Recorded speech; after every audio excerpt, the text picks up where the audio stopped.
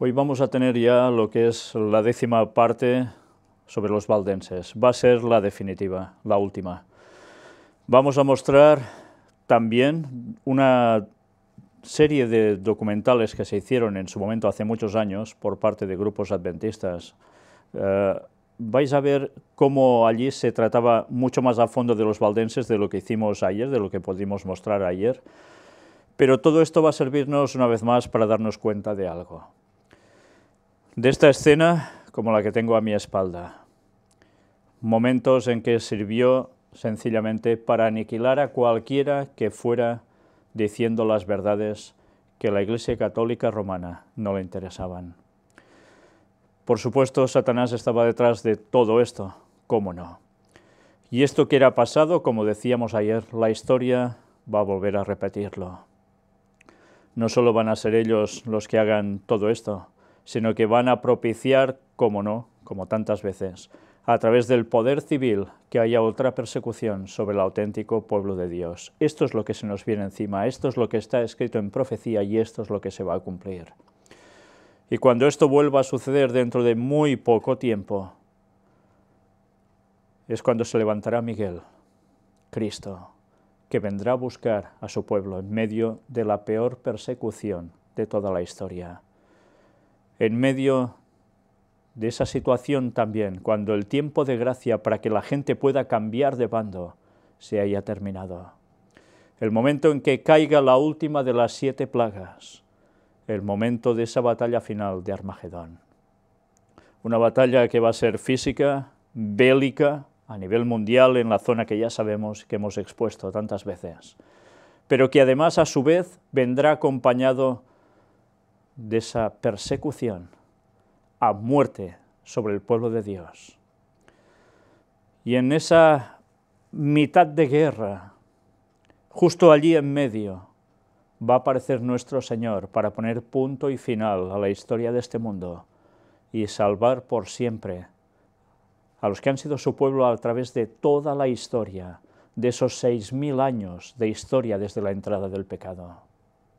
Y todo eso que va a acontecer en el año 2031, que es cuando se cumplen esos 6000 años de la entrada del pecado, van a ser para nosotros la liberación absoluta, el jubileo, que es verdaderamente el que estamos esperando. No el que va a mostrar Satanás haciéndose pasar por Jesús un poco antes del retorno de Cristo. Él simulará ser Cristo y ¿qué hará? Decir que empieza ese milenio de paz tan largamente esperado, que va a dar por fin a esa agenda del papado y de la ONU, la Agenda 2030, el punto culminante para querer hacer creer a todo el mundo que a partir de allí ya todo será felicidad y que Dios estará entre los hombres, cuando eso va a ser el gran engaño. Poco tiempo después vendrá el auténtico Jesús. Y mientras, durante ese proceso de tiempo, habrá una persecución fatal contra el auténtico pueblo de Dios, el que guarda sus mandamientos y tiene la fe de Jesús, el que sea firme a la verdad del sábado y mantenga toda la fe, toda la auténtica creencia que el pueblo de Dios tenía originalmente. En la portada habéis visto una imagen que no puede dejarnos indiferentes, estuvimos tratando ya de ello. Fue el momento culminante cuando el Papa Bergoglio, Jorge Bergoglio, conocido como Papa Francisco, tuvo ese encuentro ecuménico sobre ¿quién? Sobre los valdenses, con los valdenses. En un lugar donde estuvimos y tuvimos la última toma con la cual despedimos nuestro documental allí. En esa iglesia, en ese lugar, en esa zona, que tanto había visto morir al pueblo de Dios por ser fieles, el papado les ganó la partida cuando ya no pudo hacerlo a través de las armas y los asesinatos. Con el paso del tiempo se los fue ganando. ¿Y de qué modo? Por el ecumenismo. Y ya va siendo hora que los valdenses vuelvan a sus raíces, vuelvan a guardar el sábado, vuelvan a ser fieles y a no dejarse arrastrar por ese gran engaño que es el ecumenismo de Roma, la Roma papal. Sabemos que entre ellos hay muchos que están convencidos de que ese ecumenismo no es nada bueno. Ya no guardan el sábado, pero aún tienen eso dentro de ellos. Y estoy convencido que cuando puedan ver en su propio idioma, sean los valdenses que están en países latinoamericanos o los valdenses que están en Italia, con todo ello traducido a su propio idioma, o los valdenses que están en Inglaterra, igual también en su propio idioma, al inglés, puedan darse cuenta de que hay una profecía sobre ellos y que pronto se va a cumplir, porque ellos van a despertar, ellos van a aceptar la verdad del mensaje del cuarto ángel. Y ese tiempo está muy cercano, y les rogamos a Dios que todo lo que hemos hecho durante estas 10 conferencias dedicadas a los valdenses les sirvan para que vuelvan una vez más a sus orígenes y vuelvan a ser el pueblo de Dios que de seguro van a volver a ser, sin duda alguna, porque está profetizado y se va a cumplir. Esos momentos de ecumenismo han sido decisivos para cambiar definitivamente su historia, pero estoy convencido que esos dirigentes y otros que estuvieron allí presentes en ese encuentro ecuménico no son la representación de lo que hay en los corazones de muchos de ellos. Son sus dirigentes, pero no son sus corazones. Y esperemos que todos vuelvan a su lugar, todos vuelvan a la auténtica fe en Cristo y a su palabra. Hoy lo que vamos a tener es un vídeo de hace años, hecho por adventistas, que nos va a explicar más historias sobre ellos. Pero antes quiero mostraros esto, fijaos bien. Esta es una página en alemán, vamos a verlo traducido al español, más o menos, automáticamente. Está hablando de un libro, Passau Anonymous. ¿Qué es esto? Pues aquí podemos ver la descripción. Es una obra recopilada sobre judíos, herejes y el anticristo, hecha a mediados del siglo XIII, tal vez creada por un dominicano de Passau, Baviera. Considerado durante mucho tiempo como el compilador de esta compilación de escritos, es solo el editor de un grupo de manuscritos. Aún no está completamente editado. Hay ediciones parciales donde podéis ver aquí. Por tanto, vamos a ver qué aparece una parte de esos escritos, que ya veis de qué época tratan y de quién. Y habla de los valdenses. Fijaos qué llega a decir. Los herejes valdenses se distinguen por su comportamiento y el habla.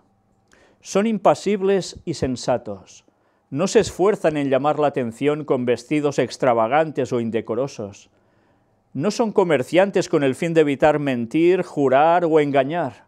Fijaos que no eran comerciantes simples, hemos visto que comerciaban, pero hacían algo más aparte de esto. Y no en todas partes funcionaban exactamente igual para pasar su gran mercadería, que era la palabra de Dios. Y mirad cómo continúa ahora. Viven únicamente del trabajo artesano de sus manos. Fijaos, esto era lo que hacían en ciertas zonas también. También sus maestros son tejedores y zapateros. No acumulan riquezas, sino que se contentan con lo necesario para vivir. Comen y beben con moderación, no frecuentan posadas, ni van a bailes u otros lugares de mala reputación. Son lentos para la ira. Son trabajadores, se dedican a aprender y a enseñar. Les reconocerán por su manera de hablar, con cordura y veracidad. No difaman, no hablan con palabras vulgares o vacías, evitan toda expresión que pueda ser mentirosa o de juramento. No dirán sinceramente o de verdad, sino que se limitarán a decir sí o no. Según ellos hacen así porque Jesús lo ordenó en Mateo 5:37. Es el texto que dicen, sean vuestras palabras sí, sí, no, no. Lo que es más de esto, de mal procede. Ese texto que cita palabras de Jesús, ellos lo tenían como debemos tenerlo nosotros. Nuestras palabras no es con juramentos, sino es sí o no, porque el cristiano nunca miente, o así debiera ser. Ya veis, son palabras que los estaban describiendo, y aún y así, como vimos ayer también en otra cita, es lo que veían, pero ni aún y así querían creer en su mensaje. Es de la forma en que aún creían que eran más peligrosos. Y esto mismo se va a repetir ahora al fin de la historia. Pero para ver la situación futura que está ya tan cercana, nunca debemos olvidar el pasado, nunca debemos olvidar la historia, porque en el momento en que hacemos eso, estamos perdidos. Y como os decía, la historia se va a repetir, está profetizado. Por eso conviene que veamos lo del pasado, para saber qué nos espera en un futuro, que aún será mucho peor. Pero con la ayuda de Dios, su pueblo vencerá. Vamos a ver el vídeo. El Israel de los Alpes.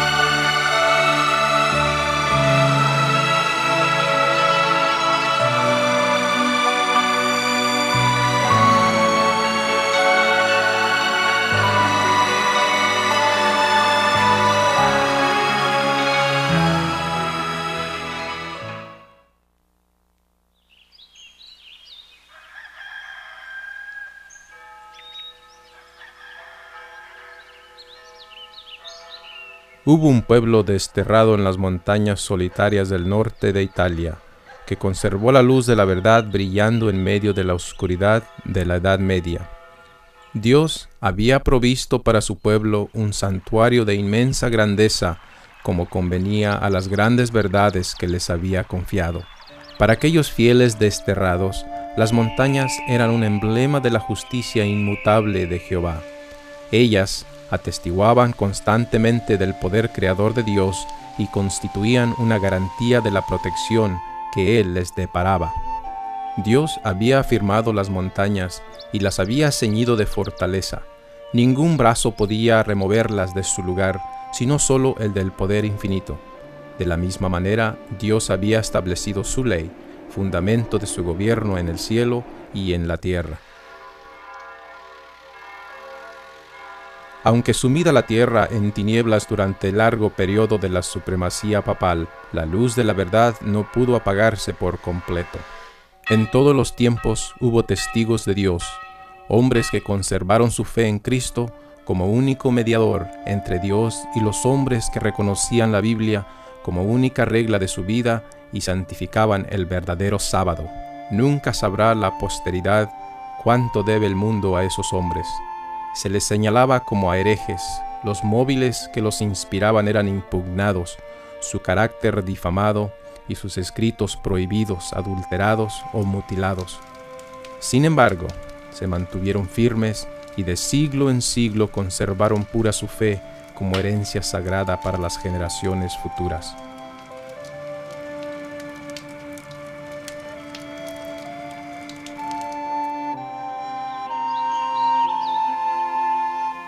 Un grupo de estos testigos fieles de Dios fue el pueblo de los valdenses. Su doctrina resaltaba como las majestuosas montañas alrededor y contrastaba notablemente con las doctrinas falsas de Roma. De acuerdo con el sistema verdaderamente cristiano, sostenían su creencia religiosa en la palabra de Dios escrita. Pero esos humildes campesinos en sus oscuros retiros, apartados del mundo y sujetos a penosísimo trabajo diario entre sus rebaños y viñedos, no habían llegado por sí al conocimiento de la verdad que se oponía a los dogmas y herejías de la iglesia apóstata. Su fe no era una fe nueva. Su religión fue transmitida como una herencia de sus antepasados.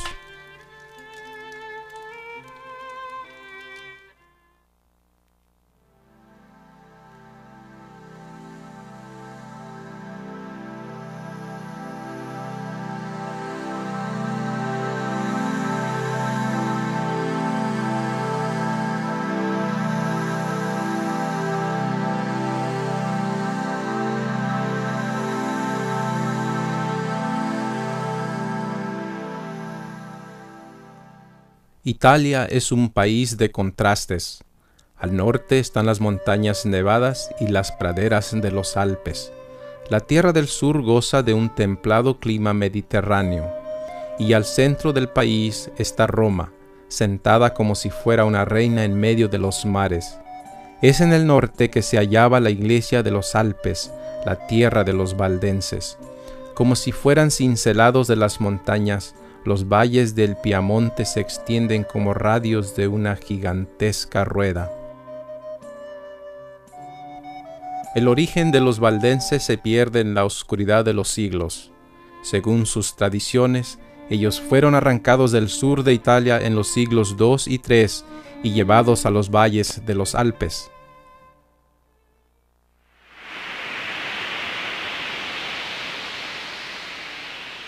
Vayamos al tiempo del cristianismo primitivo de la Roma pagana.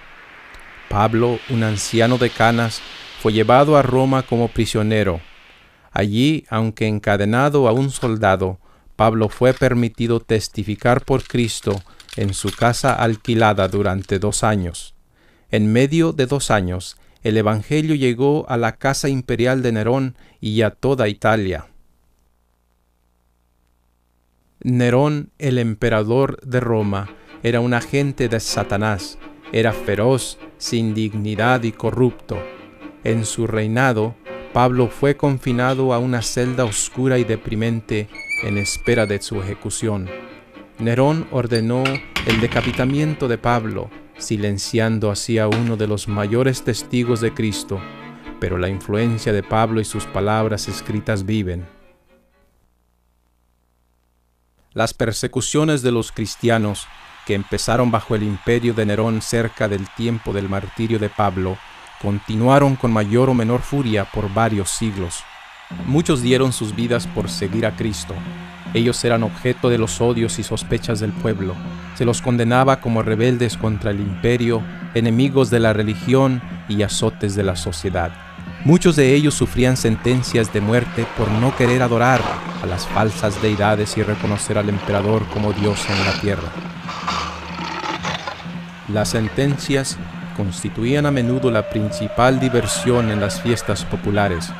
Grandes muchedumbres solían reunirse para gozar de semejantes espectáculos en los anfiteatros, donde los cristianos eran despedazados por los animales salvajes. A pesar de estas persecuciones más sangrientas, estos testigos de Jesús conservaron su fe sin mancha. A comienzos del siglo IV, durante el tiempo de Diocleciano, muchos de los cristianos perseguidos huyeron al norte de Italia. Estos predecesores de los valdenses se asentaron en los valles del Piamonte y se les conocieron como gente de los valles o los Vaudois.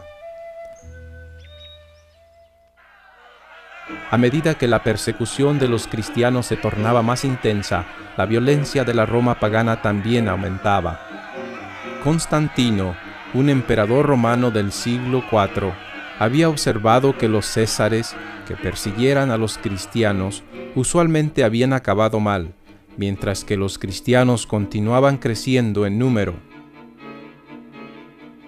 El emperador Constantino profesó aceptar el cristianismo basado en una experiencia sobrenatural.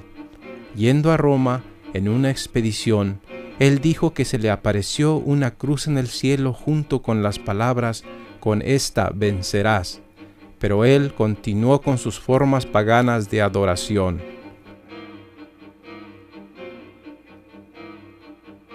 La conversión nominal de Constantino causó gran regocijo, pero en vez de que el mundo se convierta al cristianismo, el mundo entró a la iglesia vestido de formalismo de justicia. El cristianismo y el paganismo estaban unidos ahora.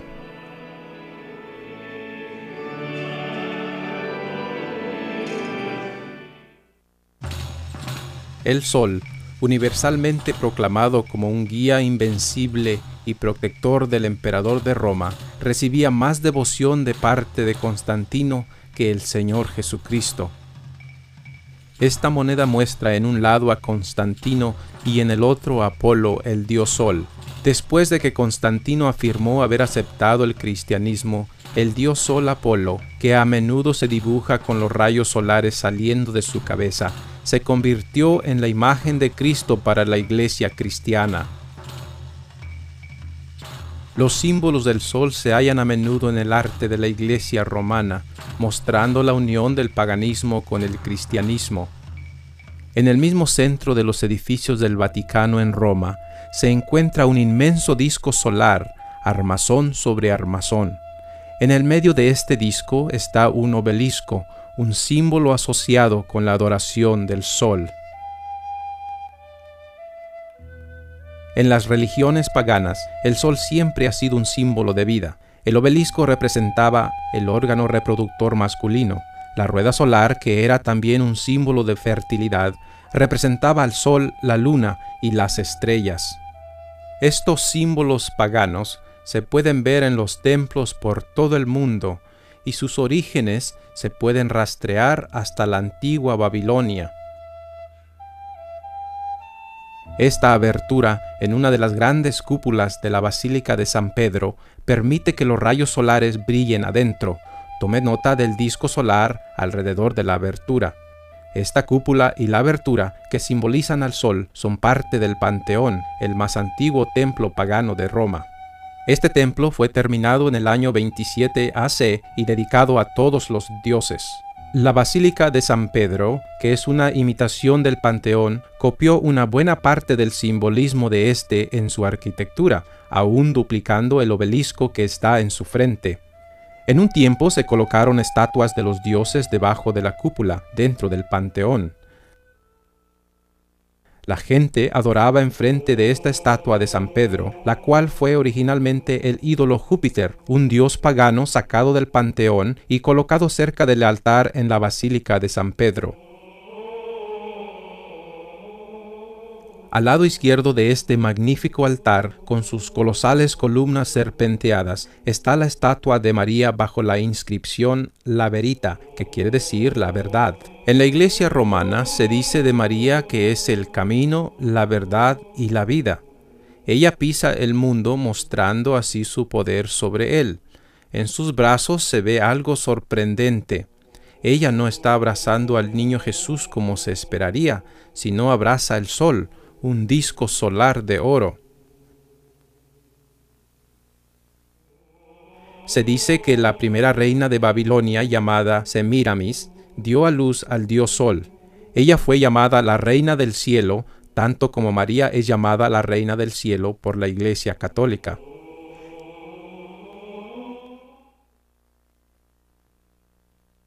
En los primeros siglos, después de la ascensión de Cristo, los fieles seguidores de Jesús observaron la infiltración de la apostasía en la iglesia cristiana. Ellos sintieron la necesidad de apartarse de esta apostasía, ya que se observaba que el Estado y la Iglesia unían sus fuerzas para imponer prácticas religiosas, las cuales debían ser acatadas por todos, o si no, sufrirían sanciones civiles. En 7 de marzo del año 321, Constantino tomó por primera vez una medida pública imponiendo la observancia del domingo. Este edicto requería que la gente de la ciudad descansase en el día venerable del sol.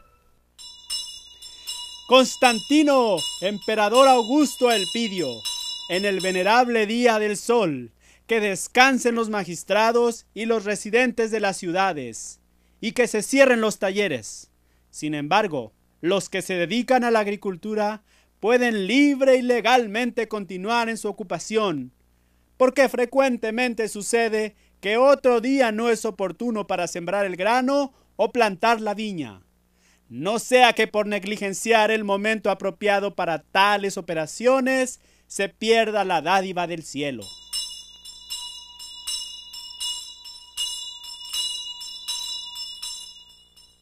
En los primeros siglos, la mayor parte del mundo cristiano adoraba a Dios en el séptimo día como los apóstoles.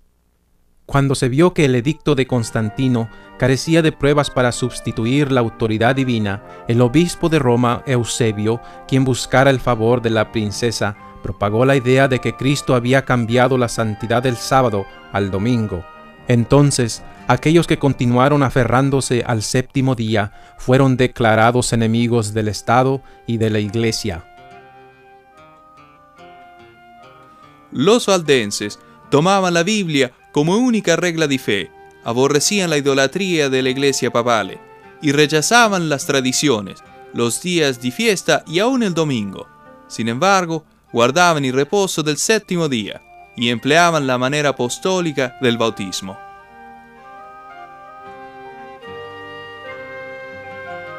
Justiniano ascendió al trono de Constantinopla como el emperador de Roma Oriental en el año 527. Era un político astuto. En un esfuerzo por extender su soberanía por todo el imperio romano, él vio la necesidad de asegurarse la cooperación de la Iglesia católica, la cual estaba muy organizada a este tiempo. En el año 538, una nueva orden de papas comenzó con Vigilio. Ahora, los papas no estaban limitados solo a la Iglesia, sino pasaban a tener poderes sobre el Estado. Justiniano había otorgado al obispo de Roma la facultad de ser la cabeza de todos los obispos y el verdadero y efectivo disciplinador de los herejes. Así el papado quedara establecido firmemente para el siglo VI. Su asiento del poderío había sido establecido en la ciudad imperial y el obispo romano había sido declarado como la cabeza de la Iglesia toda. El paganismo había cedido al papado. Del 538 al 1798, Europa cayó en la edad del oscurantismo. Las atrocidades cometidas bajo el dominio del papado revelan ser una de las grandes potencias perseguidoras de la historia. Y el dragón le dio su poder y su trono y gran autoridad.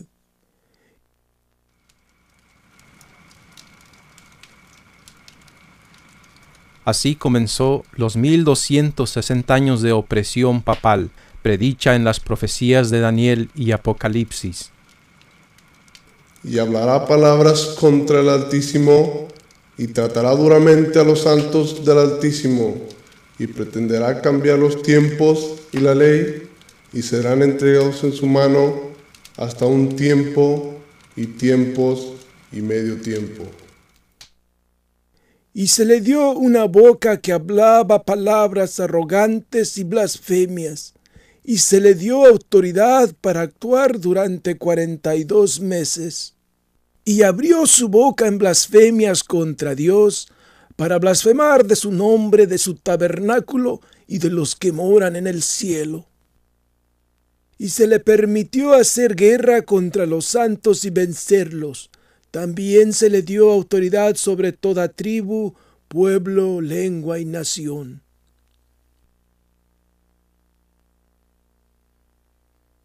Y la mujer huyó al desierto, donde tiene un lugar preparado por Dios, para que allí la sustenten durante 1260 días.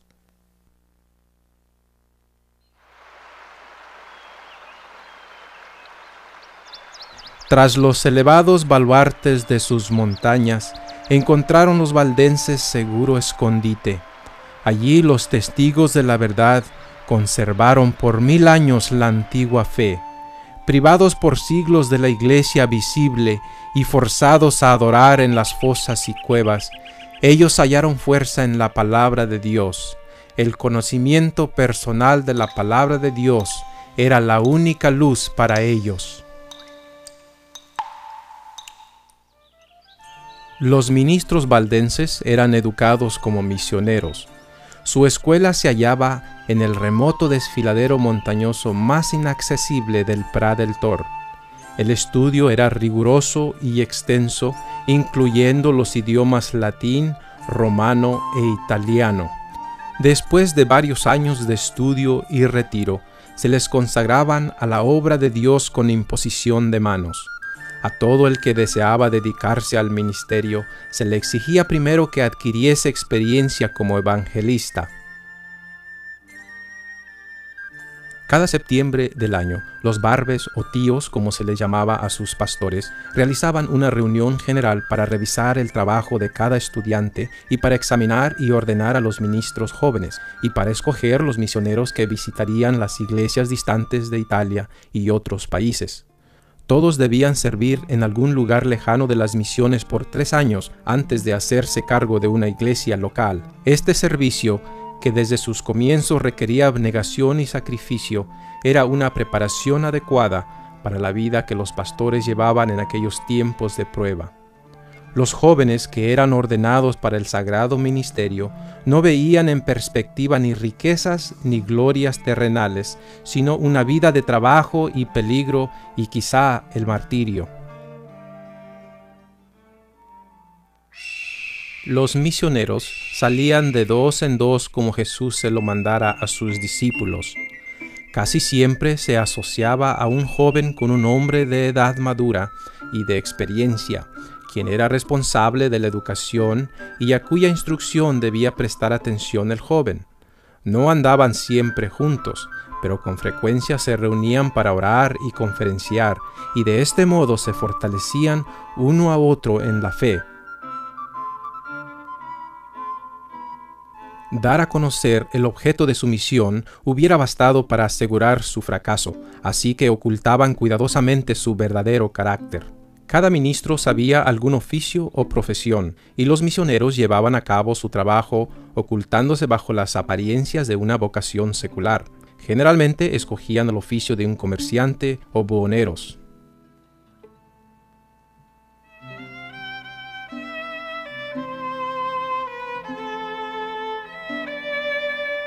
Comerciaban con sedas, joyas y otros artículos que en aquellos tiempos no era fácil conseguir salvo en distantes emporios, y se les daba la bienvenida como comerciantes allí donde se les habría menospreciado como misioneros.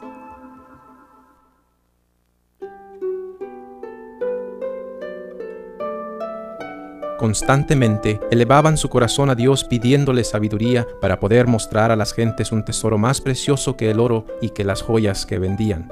Llevaban siempre escondidos ejemplares de la Biblia entera o porciones de ella, y siempre que se presentaba la oportunidad, llamaban la atención de sus clientes a dichos manuscritos.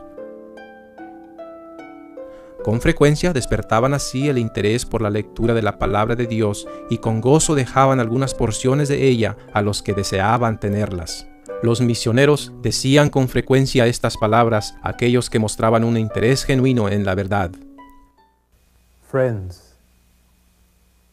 Amigo, tenemos tesoros mucho más valiosos que lo que le mostramos. Si nos protege de los sacerdotes, se lo diremos. Tenemos una joya preciosa, procedente del mismo Dios. Al poseerla, uno encuentra el verdadero conocimiento de Dios. Y tenemos otra, que enciende el fuego del amor de Dios en el corazón del que la posee.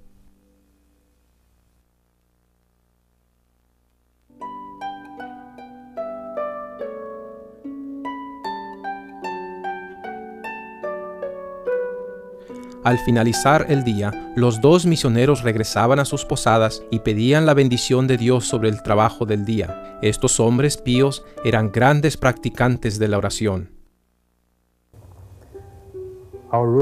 Nuestra regla de conducta será el hacer la obra de Jesús.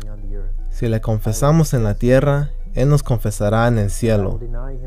Y si le negamos en la tierra, Él nos negará en el cielo. Preferimos ser rechazados por el papado que por nuestro Salvador. Había ocasiones cuando eran descubiertos y echados en prisiones lúgubres, donde sufrían gran agonía por la palabra de Dios y por el testimonio que daban. Muchos eran torturados y estirados sobre una horrible ranfla. Fue entonces cuando los valdenses clamaban las promesas de Dios. Conservaron la fe pura a pesar de la tortura, el frío, la destitución y pérdida de vida en los Alpes. Se negaron a abandonar la Biblia, a confesarse a los sacerdotes, a recibir la hostia y creer que sea el cuerpo de Jesús, o a reconocer al pontífice de Roma como el vicario de Cristo.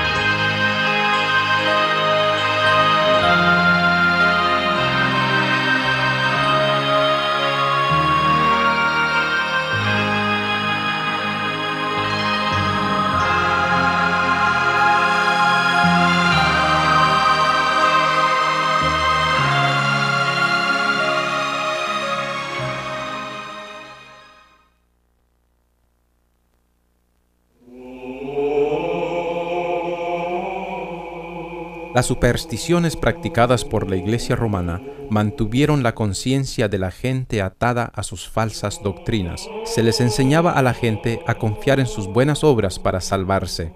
Dios y aún Cristo mismo eran representados como austeros y solemnes. Solo por medio de los sacerdotes y los santos podía uno acercarse a Cristo.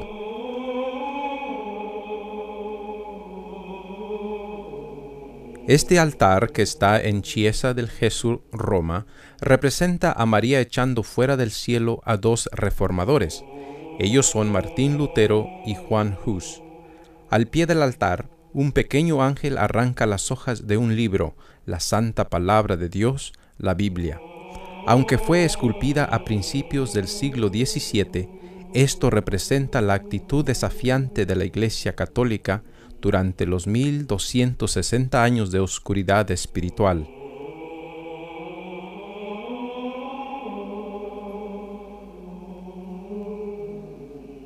Los valdenses conocían las enseñanzas de Roma y la falta de libertad en que la gente vivía.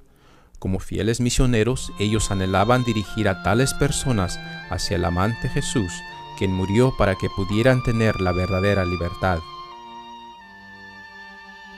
Hallando a los sinceros de corazón, ellos les enseñaban que Jesús es su verdadero sacerdote, que solo a Jesús debían confesar sus pecados y que Jesús es fiel en perdonarles y limpiarles del pecado. De este modo la luz de la verdad penetraba en muchas mentes oscurecidas. El sol de justicia brillaba en el corazón, llevando salud con sus rayos. Así se les disipaba el temor de la muerte y podían levantar la vista y aceptar a Cristo totalmente. Aunque después los nuevos conversos confrontarían persecución, ellos se hallaban llenos de gozo y valor, y así como los demás seguidores de Cristo, ellos comunicaban a otros acerca de la nueva fe, y muchos se unían a los creyentes valdenses. En el año 1488, el Papa Inocencio VIII decretó que todos los valdenses de los Alpes de Cotián fuesen muertos. Se iba a desenvainar la espalda del papado contra los que guardaban los mandamientos de Dios, y no se iba a envainarla hasta que el último creyente en la fe fuese muerto.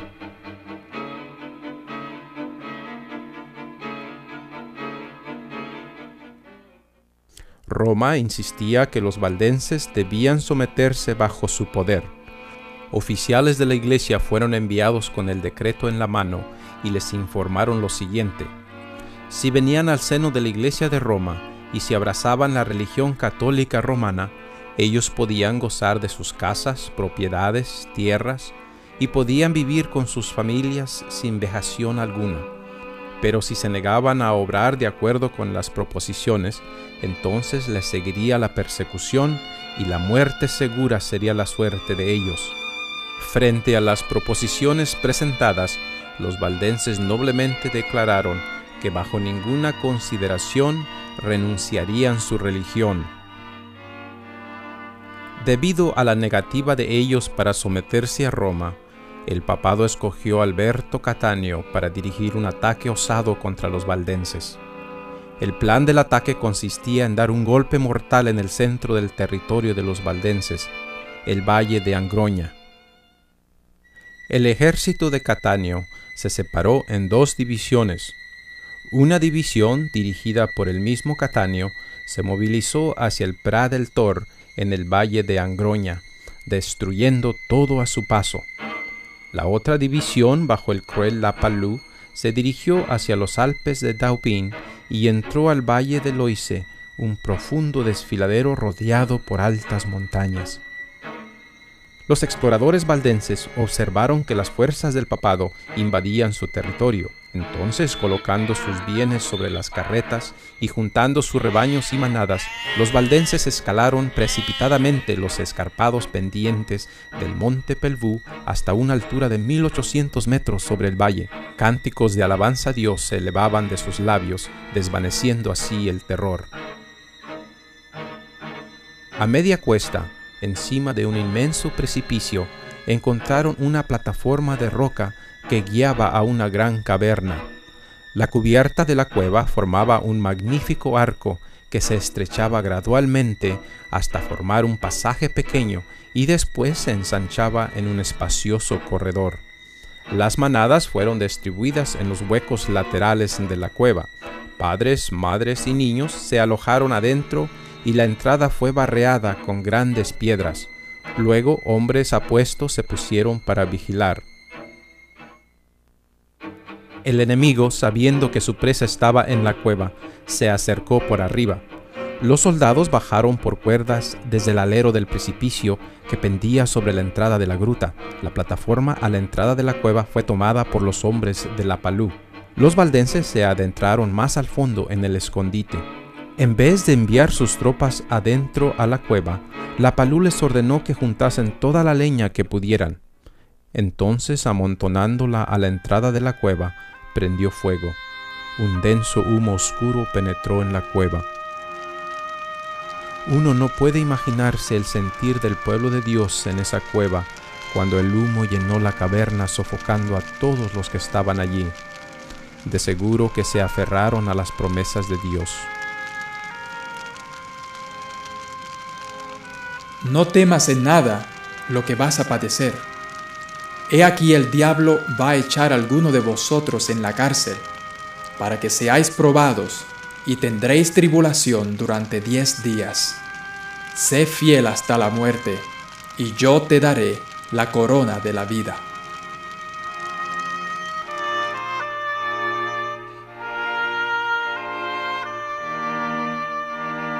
Cuando se examinó posteriormente la caverna, se hallaron 400 niños asfixiados en sus cunas o en los brazos de sus madres muertas. Por todo, perecieron en esa cueva más de 3000 valdenses. ¿Cuál fue el crimen por lo que merecieron ese horroroso castigo? Fue la dependencia en la Biblia como la única regla de fe y el rechazo de las tradiciones y enseñanzas de la Iglesia Católica Romana.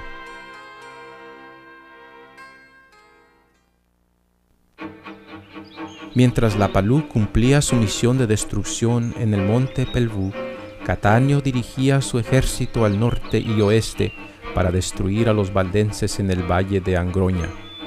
Guió sus soldados por los estrechos desfiladeros, pasando por debajo de las grandes rocas que colgaban sobre el paso. Catanio y su hueste no hallaron resistencia. Marcharon por todo el valle de Angroña. Las casas de los valdenses estaban vacías, así como el valle. Catanio supuso que los habitantes del valle habrían huido a Pra del Tor. Siendo así, entre él y su presa se hallaba un escarpado imposible de escalar que formaba como el muro del valle. Parecía que el enviado del Papa y su ejército iban a ser detenidos por esta barricada natural. Se podían ver las montañas blancas que rodeaban el Pra. Después de una búsqueda intensa, Catanio descubrió la única senda que se abría hacia las montañas. Algún temblor de la naturaleza había rajado las montañas formando un despeñadero largo, estrecho y oscuro. Catanio ordenó temerariamente a sus hombres para que entrasen y cruzasen ese espantoso desfiladero sin saber que regresaría con muy pocos de ellos. El único pasaje que atravesaba ese despeñadero era un arrecife rocoso en un costado de la montaña, tan angosto que no podían avanzar lado a lado dos juntos. Si se les acometía de frente, de atrás o de arriba, no tenían ninguna escapatoria, ni tampoco espacio para defenderse del ataque. El sendero colgaba a media altura desde la base del desfiladero, donde muchas aguas se precipitaban sobre las rocas. Fue en ese espantoso despeñadero que los soldados del enviado del Papa marcharon. Avanzaron lo mejor que pudieron a lo largo de ese arrecife, acercándose a Pra. Parecía imposible que su presa se les escapase, pero Dios estaba velando sobre su pueblo. Mientras los soldados del enemigo avanzaban por el estrecho sendero, una nube blanca del tamaño de la palma de la mano, inadvertido por los invasores pero ansiosamente observado por los valdenses, fue visto juntarse en el pico de la montaña. La nube se agrandaba y se oscurecía rápidamente. Se deslizó por el costado de la montaña ondulando como si el océano se precipitase por el cielo, una neblina tenebrosa. Cayó justo sobre el abismo donde el ejército del Papa se hallaba, cerrándolo y llenándolo completamente de arriba abajo con una gruesa neblina. De pronto el ejército se hallaba como en noche, todos perplejos, estupefactos, y no podían ver ni adelante ni atrás, tampoco avanzar o retirarse. Se detuvieron todos aterrorizados. Los valdenses interpretaron esto como el acto de la providencia interponiéndose en favor de ellos. Esto les daba la oportunidad de rechazar al invasor. Así que, quebrando grandes piedras y rocas, las rodaron estrepitosamente hacia el cañón. Los soldados del Papa fueron aplastados allí donde se hallaban. Y eso no fue todo. Algunos de los valdenses valientemente entraron al despeñadero, espada en mano, y les atacaron de frente. La consternación se apoderó de la hueste del Piamonte. El pánico les impulsaba a escapar, pero cualquier esfuerzo por escapar era más fatal que la espada de los valdenses o las rocas que rodaban a saltos de la montaña, veloces como flecha. En la lucha, ellos mismos se dieron empujones echándose abajo uno al otro. Algunos fueron pisoteados hasta morir, otros rodaron al precipicio estrellándose sobre las rocas y aún otros se ahogaron en la torrente. Así pareció miserablemente el enemigo de Dios.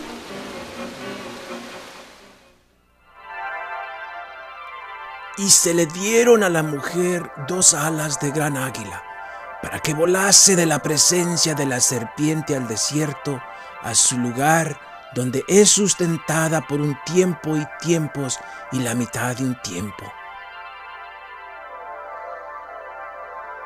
Y la serpiente arrojó de su boca tras la mujer agua como un río, para que fuese arrastrada por el río. Pero la tierra ayudó a la mujer, pues la tierra abrió su boca y tragó el río que el dragón había echado de su boca. Entonces el dragón se encolerizó contra la mujer y se fue a hacer guerra contra el resto de la descendencia de ella, los que guardan los mandamientos de Dios y tienen el testimonio de Jesucristo.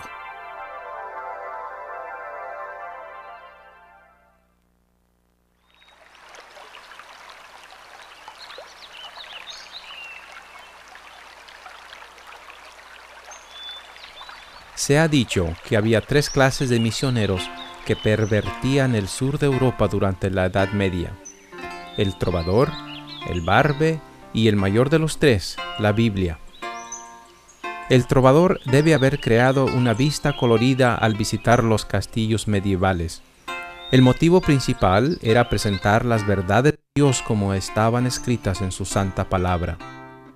Apenas entraba el trovador por el portón del castillo con sus mercancías, la gente se reunía para oír cualquier noticia del mundo exterior y para oír al ministril cantar y tocar para entretenerles. Un ministril común cantaba canciones provincianas de amor de la época, pero los misioneros valdenses cantaban porciones de los salmos que enseñaban virtud y señalaban el odio como vicio. Mientras la gente oía, alguien era motivado para oír más al evangelista cantor. De esa manera, los ministriles valdenses enseñaban a la gente que Dios es el único objeto de adoración, la Biblia la única regla de fe y Cristo el único medio de salvación. Así, de castillo en castillo, los dedicados siervos de Cristo daban su testimonio y enseñaban las preciosas verdades de la palabra de Dios por medio del canto.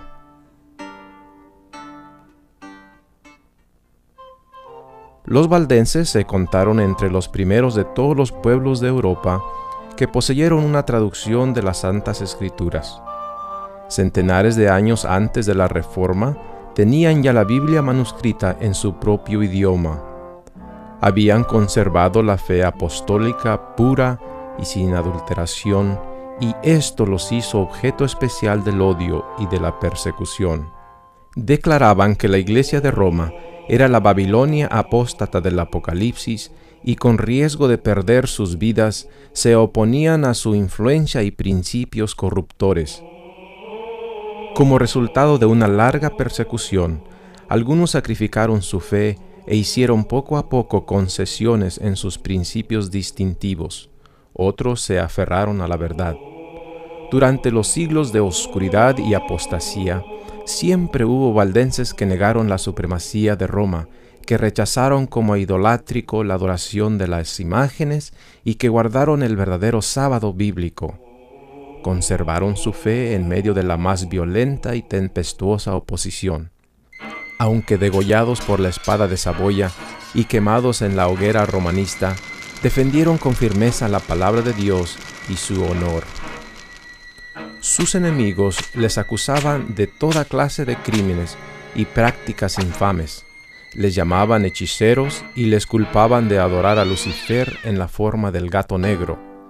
Se decía que todos los niños valdenses nacían con cuellos velludos, con 4 hileras de dientes negros y con un solo ojo en la frente.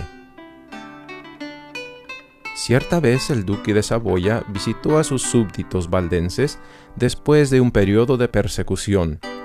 Pidió ver a esos niños monstruosos. Entonces se percató de la engañosa calumnia cuando les fueron presentados hermosos niños con rostros rosados, dentaduras perlinas y 2 ojos.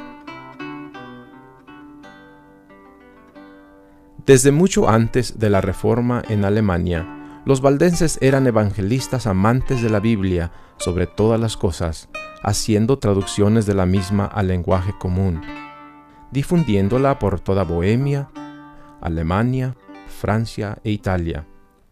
El celo misionero y el éxito de los valdenses en esparcir las verdades bíblicas resultaron en una terrible persecución, la cual ellos sobrevivieron.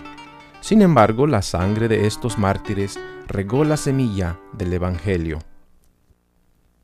Desde su más tierna edad, los jóvenes valdenses recibían instrucciones en las Sagradas Escrituras y se les enseñaba a considerar sagrados los requerimientos de la ley de Dios.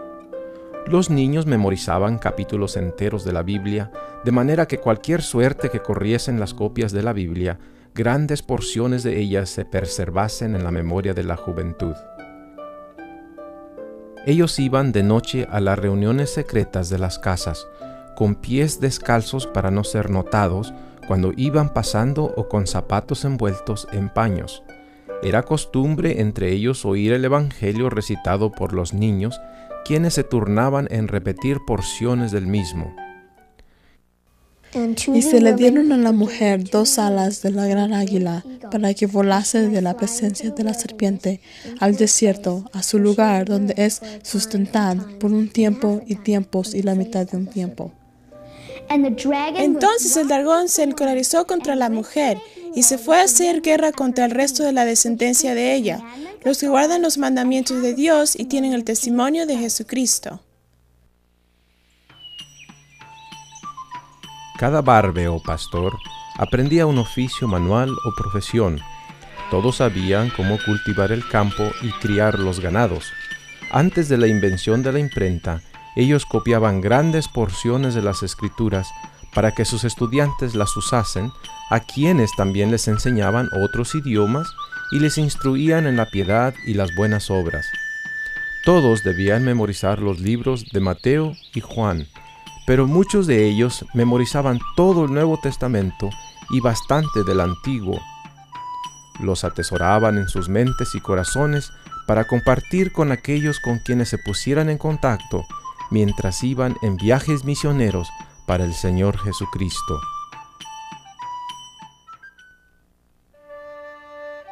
El siglo XVI despuntó mientras los valdenses todavía se recuperaban de las persecuciones de los generales Lapalú y Cattaneo. El duque de Saboya les había prometido protección de sus valles, pero no todo estaba en su alcance para cumplir su promesa. Él podía prevenir que ejércitos de las cruzadas, como los que se reunieron bajo la bandera de Cattaneo, invadiesen sus valles. Pero él no podía protegerles de las maquinaciones secretas de los sacerdotes. A falta de los soldados armados del duque, los inquisidores y los sacerdotes de Roma, actuando como misioneros, sedujeron a la gente con sus sofismas y secuestraron a otros llevándoles al santo oficio. A estas vejaciones fue agregada otro mal aún mayor, el de la piedad decayente. Deseosos por hallar descanso, muchos se conformaron exteriormente con la Iglesia romana. Para hallar protección de toda interrupción de sus viajes de negocio, ellos obtuvieron certificados o recomendaciones de los sacerdotes establecidos en los valles, indicando que ellos eran papistas. Para obtener este credencial, era necesario asistir a la capilla romana, confesarse, ir a la misa y dejar que los sacerdotes bautizasen a sus niños.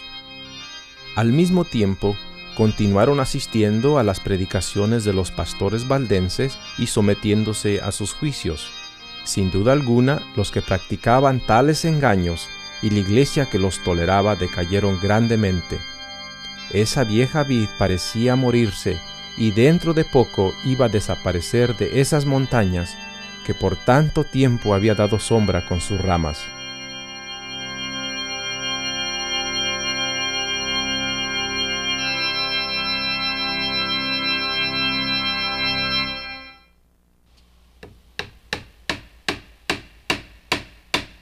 Por este mismo tiempo, la reforma protestante iba brotante por toda Europa. Los valdenses, ansiosos de saber hasta qué punto el yugo de Roma había sido abandonado por las naciones europeas, enviaron algunos de sus pastores a Suiza y Alemania para indagar más de ello. Ansiaban dar a conocer sus creencias y prácticas y en qué se comparaban con las creencias de los nuevos reformadores. Se organizó un sínodo y representantes de varias partes de Europa vinieron para conferenciar con los valdenses de Italia y Francia.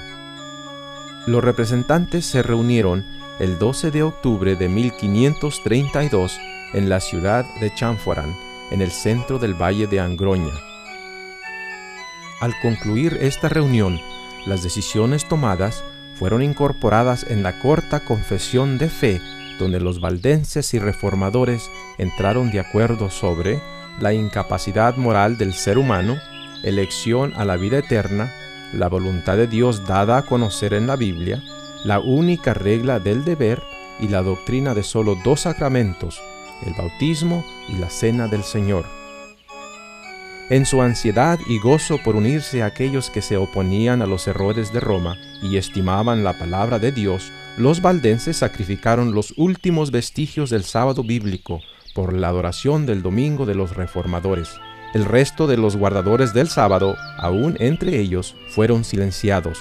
La mayoría de los valdenses se unieron a los reformadores para convertirse como parte de un gran movimiento que protestaría contra la opresión del papado. La lámpara, que ya había estado a punto de extinguirse, comenzó a arder en su brillo anterior. El espíritu de los valdenses revivió. Ya no practicaban más los disimulos y cobardes encubrimientos a los cuales habían recurrido para evitar la persecución. Ya no tenían temor de confesar su fe. De ahí para adelante nunca se les vería en la misa o las iglesias de los papistas. Se negarían a reconocer a los sacerdotes de Roma como ministros de Cristo, y bajo ninguna circunstancia recibirían cualquier beneficio espiritual o servicio de sus manos. Los valdenses colocaron en las manos de los reformadores el más apropiado y noble regalo, el libro, o sea, la Biblia, la cual sus padres habían preservado con su sangre y sus barbes habían transcrito y puesto en circulación laboriosamente. Ahora, ellos la traducían a la lengua francesa y la imprimían por cuenta propia para las iglesias de la Reforma. Fortalecidos por el compañerismo de sus hermanos protestantes, los valdenses reconstruyeron sus iglesias y reinstauraron los servicios de adoración.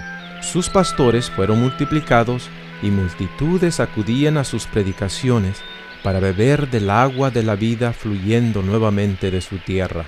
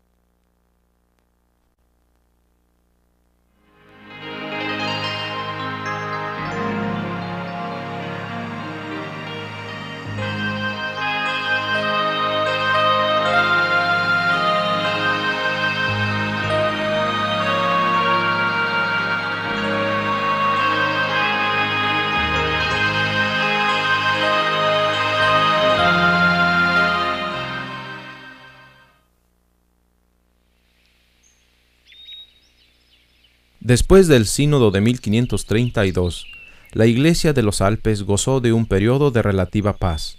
Era un tiempo de gran prosperidad espiritual, pero este nuevo celo revivió la malicia de sus perseguidores.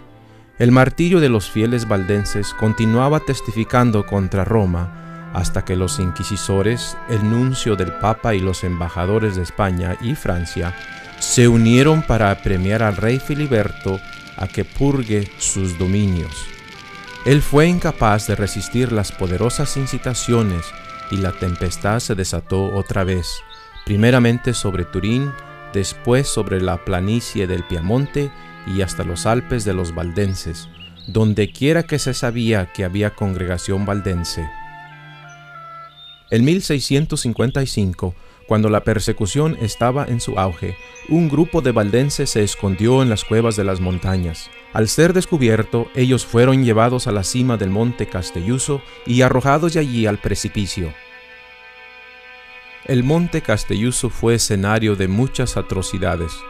Cuán frecuentemente en los días del antaño era lanzado el creyente por su espantosa cuesta empinada, estrellándose sobre las rocas en el fondo.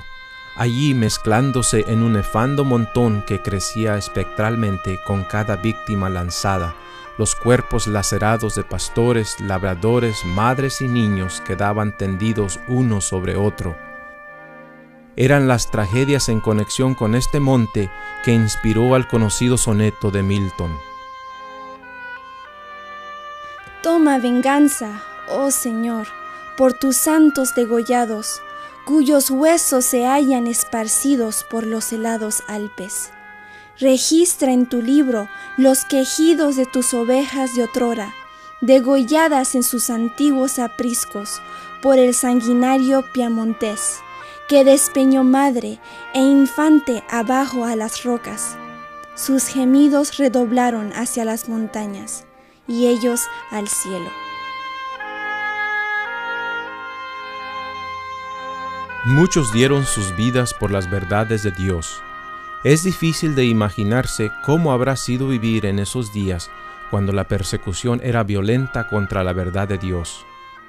¿Qué habrá sentido esa gente al subir a la cima de ese monte? La historia revela que esa gente hizo frente a la muerte en paz, con valor y esperanza de la vida eterna.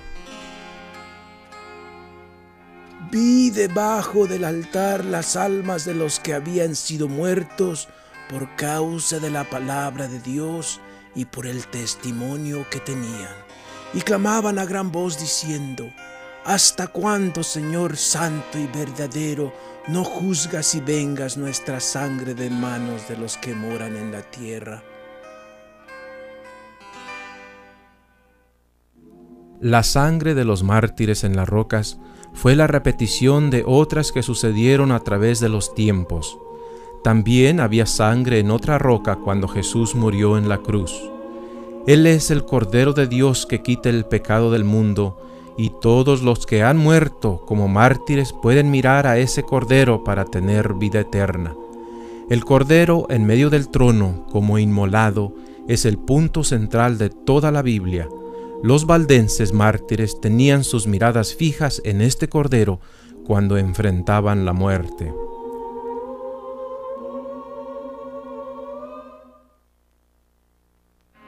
Según los registros de Dios, el año de 1685 fue registrado con infamia. El rey Luis XIV se acercaba a la muerte.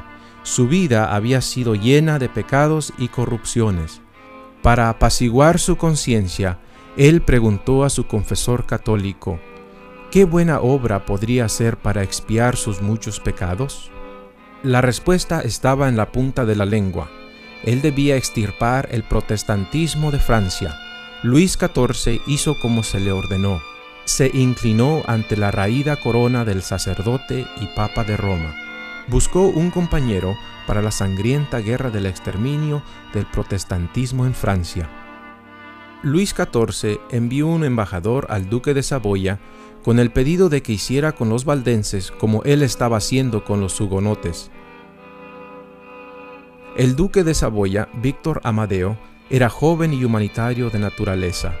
Respetando a los valdenses y a la lealtad que le tenían, él ignoró el pedido del rey de Francia. Entonces Luis XIV escribió al duque de Saboya amenazándole que él mismo lo haría con un ejército de 14,000 hombres y que tomaría para sí los valles por su sacrificio. Eso era mucho. Inmediatamente se convino a hacer un tratado entre el duque y el rey francés, en el cual Luis XIV le ofreció una fuerza armada para que el duque obligara a los valdenses a tornarse servidores de Roma, bajo pena de exterminación. En 31 de enero 1686, el siguiente edicto fue proclamado en el valle. Los valdenses deberán de aquí en adelante cesar y descontinuar para siempre todas las prácticas de su religión. Se les prohíbe realizar reuniones religiosas, bajo pena de muerte y bajo sanción de confiscación de todos sus bienes. Todos sus anteriores privilegios quedan abolidos. Todas sus iglesias, casas de oración y otros edificios consagrados a la adoración serán arrasados por el suelo. A todos los pastores y maestros de escuela del valle se les manda que abracen el romanismo o que dejen el país dentro de 15 días, bajo pena de muerte y confiscación de bienes. Todos los niños de padres protestantes, nacidos o por nacer, serán obligatoriamente educados como católicos romanos. Todo niño que nazca será traído a la semana después de nacer a la curia de la parroquia y admitido en la Iglesia Católica Romana bajo pena de azotársele públicamente con vara a la madre y forzársele a 5 años de trabajo en las galeras al padre. Los pastores valdenses abdicarán las doctrinas que predicaron públicamente y recibirán un salario 1/3 más alto de lo que gozaban, pero la mitad de ello será revertido para las viudas. A todos los protestantes extranjeros radicados en Piamonte se les ordena que se conviertan en católicos romanos o salgan del país dentro de 15 días. Por un acto especial de su grande y paternal clemencia, el soberano permitirá que vendan en este intervalo las propiedades que hayan adquirido en el Piamonte, siempre que la venta sea hecha a un comprador católico. Esta era una guerra a punta de lanza, a mesa o a norte, ve a la misa o a la muerte. Los víctimas enviaron sus humildes súplicas de misericordia a Turín por 3 veces, pero no recibieron respuesta. En Viernes Santo de 1686, cuando la gente estaba reunida en la iglesia de Angroña, el pastor Arnaud oró así: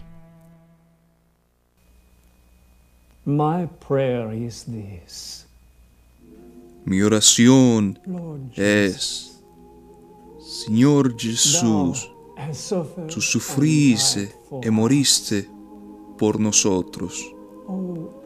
Señor, danos gracia para sufrir y morir por ti. El que es fiel hasta el fin, este será salvo. Repiten conmigo: todo lo puedo en Cristo que me fortalece. La orden fatal fue dada en 22 de abril de 1686. En solo un mes el valle fue despoblado. 2 ejércitos, uno francés bajo el general Catinat y otro piamontés bajo Gabriel de Saboya, atacaron en conjunto contra los mártires. Algunos fueron quemados vivos, otros desollados, muchos fueron colgados en árboles, otros lanzados a los precipicios y aún otros usados como blancos de los soldados.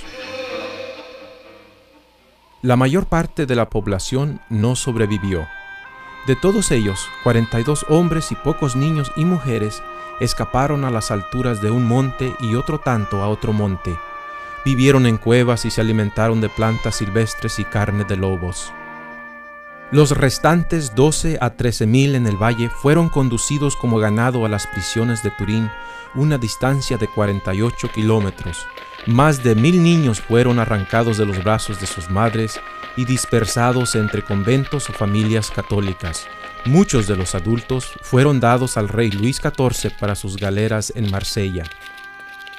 Millares murieron en las prisiones de Turín porque se les apiñaba uno sobre otro, se les alimentaba de pan añejo y agua podrida, se les hacía dormir sobre ladrillos, suelo duro o paja mojada, comidos por las sabandijas y dejados sin luz toda la noche, aun cuando sus enfermos estaban muriéndose. El sol les tostaba en verano y el frío les congelaba en el invierno, y los sacerdotes y monjas se les acercaban por todos los medios infames para convertirles. Al fin salió una orden lograda por las súplicas de los fieles suizos para poner en libertad a los sobrevivientes y enviárseles al otro lado de las montañas, a un refugio en Suiza. Después de un sufrimiento indescriptible, los sobrevivientes valdenses fueron soltados para que trepasen las montañas hacia Suiza en pleno invierno. Cualquier cosa era mejor que la inmundicia y enfermedad que sufrieron en Turín. Todos estaban impacientes de salir de esas horribles prisiones. La orden les fue leída a las 5 horas de una tarde de invierno. Debilitados y enfermos, se prepararon para salir a la noche, tal como estaban vestidos en harapos. Tan pronto como salieron, caminaron como 16 o 19 kilómetros esa noche, pero el duro invierno cobró sus víctimas. La luz del amanecer reveló cadáveres congelados tendidos sobre las laderas de la montaña. Los valdenses ofrecieron sus vidas hasta la muerte. Murieron como vencedores y recibirán el galardón de los vencedores. En esas montañas nevadas ellos fueron cubiertos de nieve y hielo, todo blanco aunque fatal. Pero en la tierra nueva ellos tendrán la vestidura de luz blanca y limpia, el manto de la justicia de Cristo. Tal como Jesús sufrió la muerte de mártir, así también un gran número de los valdenses murieron en la fe, clamando las promesas de Dios.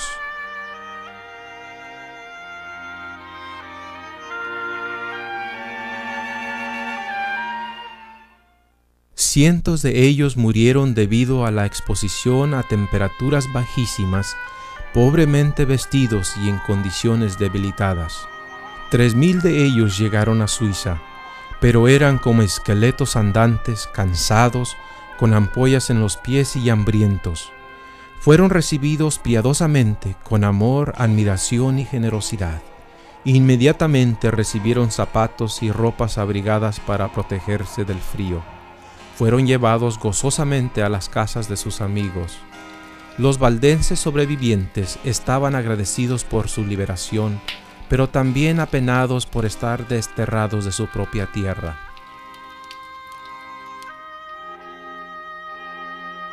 Estos son los que han venido procedentes de la gran tribulación, y han lavado sus ropas y las han emblanquecido en la sangre del Cordero. Los valles estaban desolados, las iglesias destruidas, las casas quemadas y las montañas sembradas de cadáveres. Por 3 años y medio, desde el 22 de abril de 1686 hasta 1689, no se leyó la Biblia en los valles del Piamonte, ni se entonaron salmos, ni oraciones de fe fueron elevadas a Dios, ni voz alguna prorrumpió en cánticos de alabanza y gozo.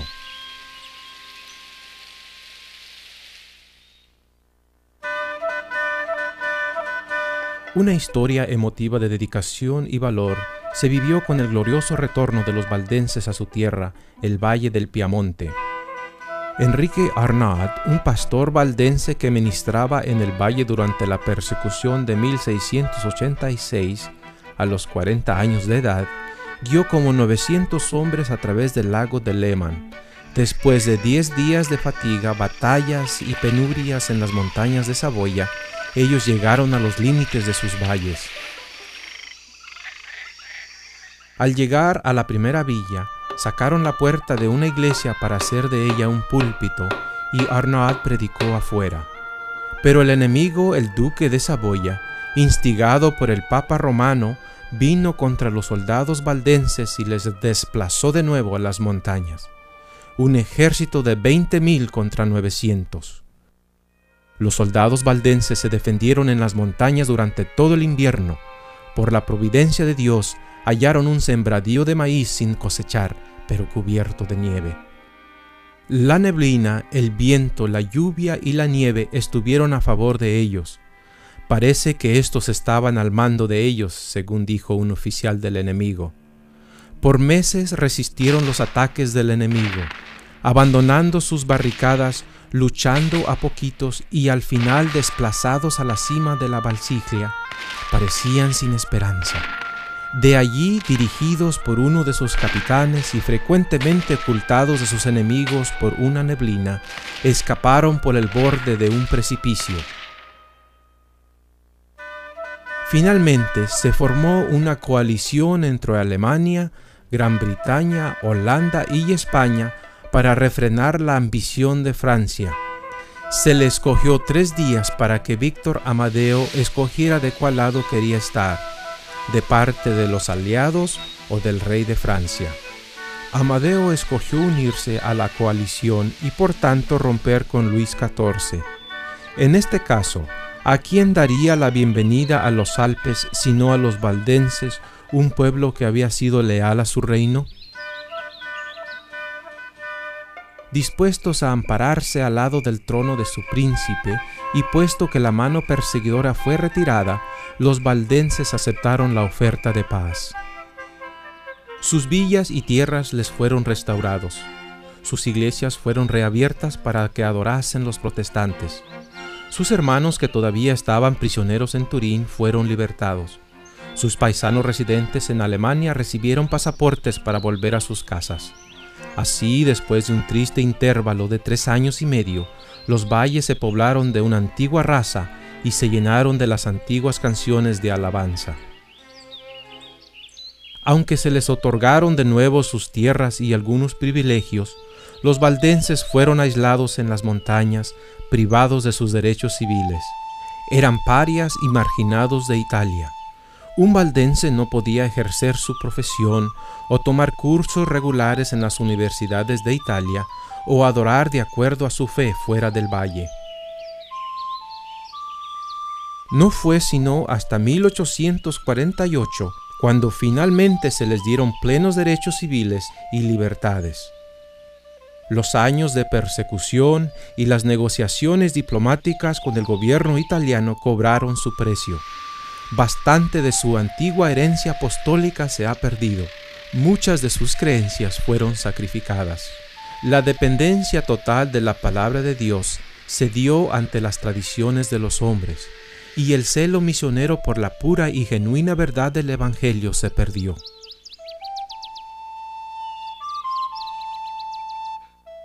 Los valdenses se involucraron en el surgimiento del ecumenismo que cundió por toda Italia y varios otros lugares de Europa a mediados del siglo XVIII.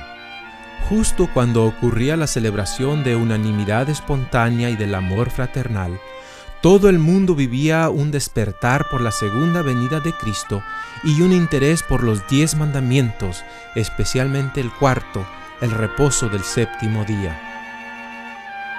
Mientras el remanente de los valdenses deponía lo mejor que tenía, sacrificando la antigua fe de los apóstoles, Dios estaba levantando otro pueblo. Por medio del despertar del movimiento adventista, muchos se estaban uniendo para proclamar la segunda venida de Cristo y para continuar la ininterrumpida práctica del reposo, guardando el reposo del 7º día y honrando todos los mandamientos.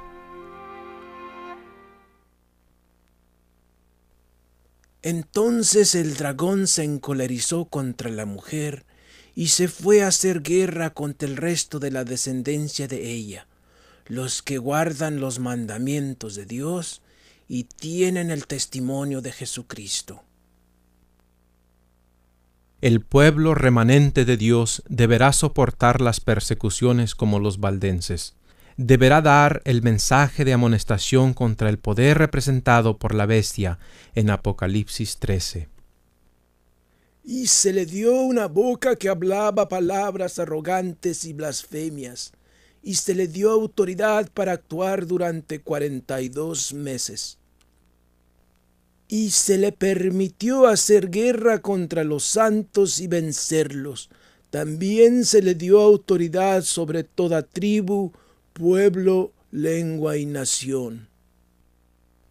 Y la adorarán todos los moradores de la tierra, cuyos nombres no están escritos desde la fundación del mundo en el libro de la vida del Cordero que fue inmolado.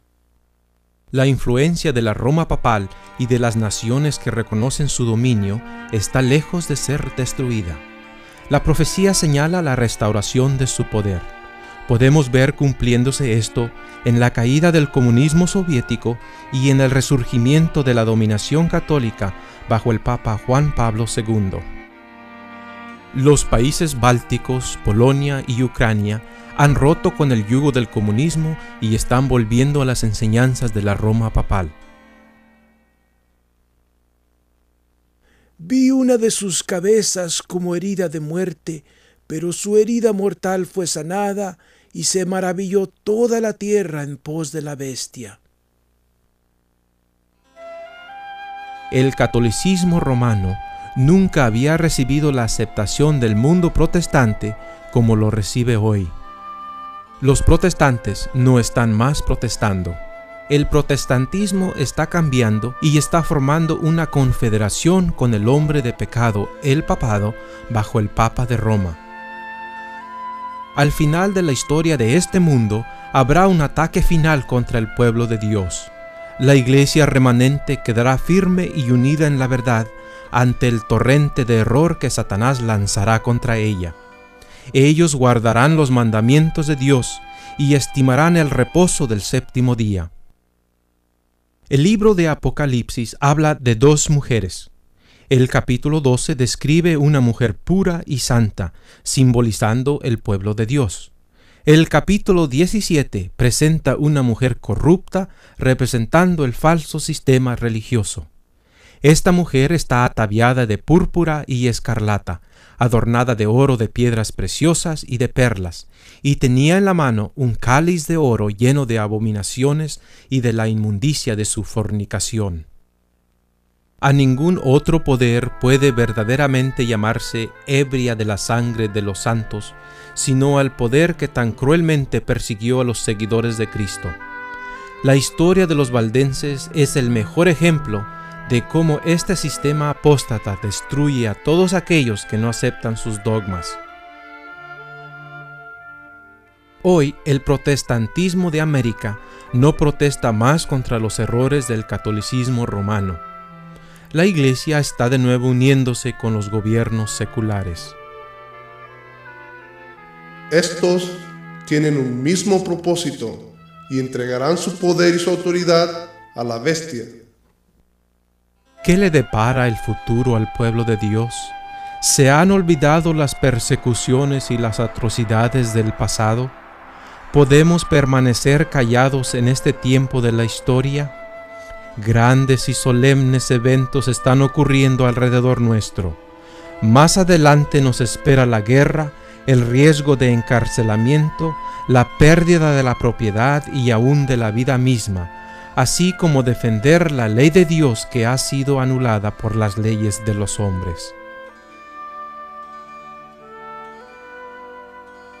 Las persecuciones sobrevinieron por varios siglos sobre este pueblo piadoso, las cuales fueron soportadas con paciencia y constancia, haciendo honor a su Redentor. Esparcidos por muchos lugares, ellos plantaron la semilla de la reforma que comenzó en los días de Wycliffe y que se amplió y echó raíces en los días de Lutero. Esta debe ser llevada adelante hasta el tiempo del fin, por aquellos que también están dispuestos a sufrir todo por la palabra de Dios y el testimonio de Jesucristo.